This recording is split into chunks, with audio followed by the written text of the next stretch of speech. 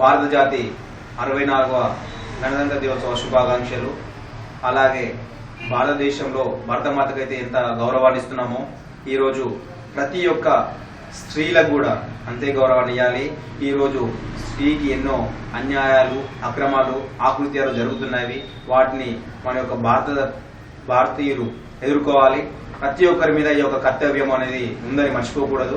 అలాగే భారతదేశంలో కీర్తిని, ప్రతిష్టను, సమగ్రతను ప్రతి ఒక్క భారతీయుడు కాపాడాలని, అలాగే భారతదేశానికి మనం ఏం చేసామని కాదు, భారతదేశంలో మనం పుట్టడమే ఒక నిజమైన స్వప్నంగా భావించాలి.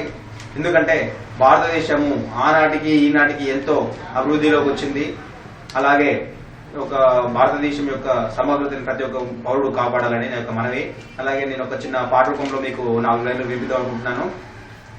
భారతీయుడా ఓ భారతీయుడా, భారతీయుడా ఓ భారతీయుడా, భారతదేశ గౌరవాన్ని కాపాడే వీరుడా ధీరుడా, కీర్తిని పెంచేవాడు భారతీయుడు, నిజమైన భారతీయుడు, ప్రతిష్టను కాపాడే భారతీయుడు, నిజమైన భారతీయుడు, నిజమైన భారతీయుడు, రాజ్యాన్ని సైనికుని కాపాడే వీరుడు ధీరుడు, నిజమైన భారతీయుడు, భారతీయుడు. Thank you. అలాగే ఈరోజు ఈ యొక్క కాలనీ ప్రెసిడెంట్ గా ఒక కాలనీలో జెండా ఆవిష్కరణకి నన్ను ఇన్వైట్ చేసినందుకు, అలాగే ఈ యొక్క ఫ్లాగ్ హోస్టింగ్ మొదటిసారిగా నేను ఆవిర్భవించినందుకు నాకు ఎంతో సంతోషంగా ఉంది. Thank you very much.